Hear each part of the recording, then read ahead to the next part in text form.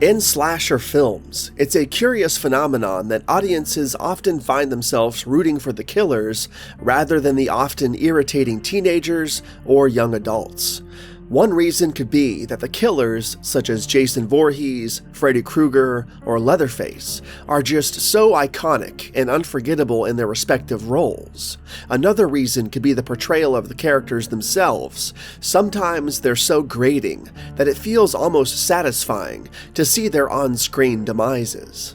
Speaking of iconic killers, let's specifically delve deeper into the topic of Freddy Krueger, the menacing figure with burned skin and a razor-sharp glove from the Nightmare on Elm Street series.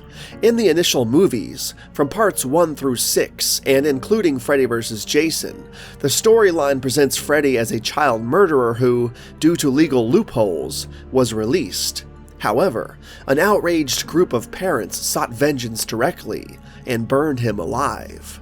Despite such a gruesome backstory, the movies still found ways to make Freddy an almost likable character.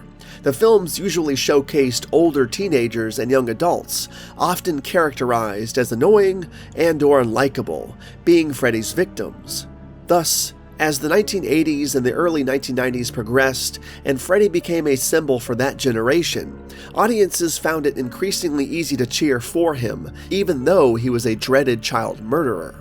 I'm obviously leaving New Nightmare out of this discussion since that was merely a demon taking on the form of Freddy and was not actually bound by the history of the character, but nonetheless, let's move on to the meat and potatoes of this video. Freddy Krueger, as depicted in the 2010 remake, is not solely a child murderer, but additionally, a pedophile as well.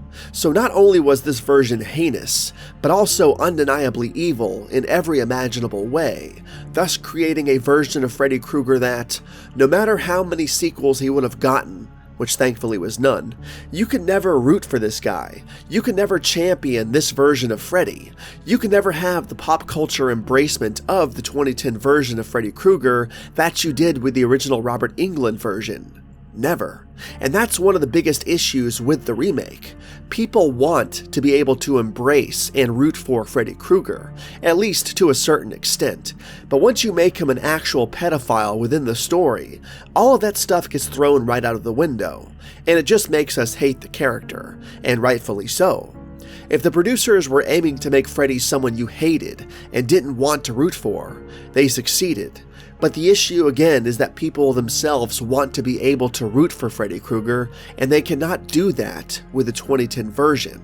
Now, some argue that the original Freddy Krueger from the 80s was also a pedophile, but that's a misconception. Wes Craven, the creator of Freddy Krueger and the director of both the original film and New Nightmare, clarified that although they initially toyed with this idea, it was dropped before the first film was ever even shot. Hence, the difference in the character's portrayal significantly impacted audience reception. Freddy from the 80s, played by Englund, was a fan favorite, whereas the 2010 version, portrayed by Jackie Earle Haley, was not well received. There's a common argument referencing Freddy vs. Jason to counter the above distinction. While there is a scene during the opening of the film that showcases Krueger killing a small child, at least the before and after, a particular scene later in the movie suggests that Freddy has an affinity for little girls, which does conflict with Craven's original vision. This was a significant oversight by the producers of Freddy vs. Jason, and one of many misjudgments in the film, adding to a long list of continuity fumbles Freddy vs. Jason presents, and it should be taken with a huge grain of salt. Although I do love Freddy vs. Jason though.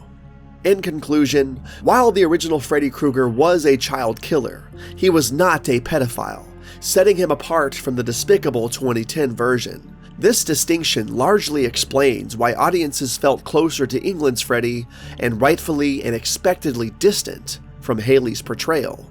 Not to say this was Haley's fault, he didn't write the movie, but people want to be able to root for Freddy, and there's just no way in hell anybody can root for that version of the character.